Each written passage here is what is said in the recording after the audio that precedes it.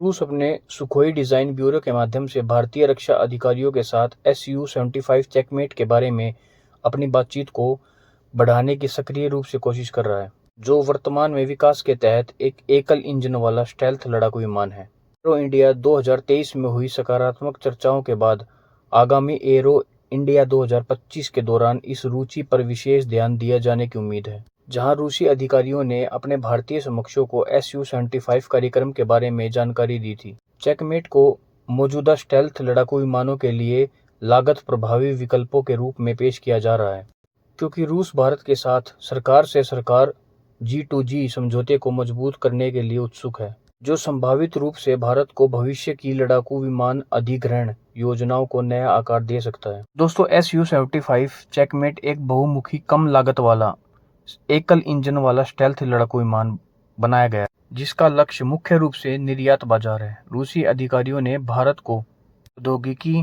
हस्तांतरण, टीओटी और स्थानीय उत्पादन अधिकार देने की अपनी तत्परता का संकेत दिया है, जिसमें भारत के भीतर एक विशेष उत्पादन लाइन स्थापित करना भी शामिल है। यह न केवल इंडियन एयरफोर्स की जरूरतों को पूरा करेगा, बल्कि निर्यात बाजारों को भी लगातार आगे बढ़ाएगा, जिससे समर्पित उत्पादन की उपस्थिति के कारण विमान प्रभावी रूप से लगभग भारतीय बन जाएगा।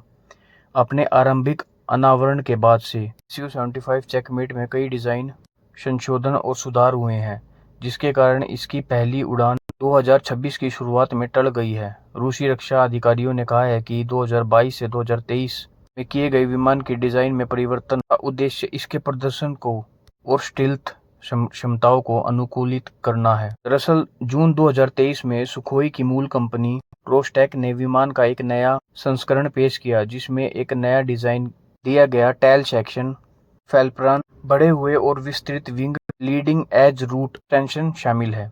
इसके अतिरिक्त वायुगतिकीय दक्षता और कुशलता को बढ़ाने के लिए Su-57 से उधार किए गए विंग पैनल में संशोधन लागू किया गया है। तो आपको बता दें कि Su-57 को शुरू में AL-41F इंजन के साथ प्रमोट किया गया था, लेकिन रूस विमान को दूसरे चरण के HDL-30 या AL-51F1 इंजन से लैस करने के लिए भी तैयार है, जिन्हें सही मायने में 5वीं पीढ़ी का इंजन माना जाता है। इन इंजनों में से बेहतर प्रदर्शन विशेषताएं प्रदान करने की उम्मीद है, जो Su-75 की क्षमताओं को मार्टिन F-35 जैसे उन्नत स्टेल्थ लड़ाकू विमान के साथ अधिक निकटता से जोड़ते हैं। Su-57 कार्यक्रम के लिए विकसित प्रौद्योगिकियों से व्यापक रूप से लाभ उठाते हुए रूसी अधिकारियों को विश्वास है कि Su-75 के विकास चक्र को लेकर 3 वर्ष तक बढ़ाया जा सकता है। Su-75 चेकमेट के लिए G2G डील के लिए जोर दे रहा है, जो multi role fighter aircraft MRF tender के रद्द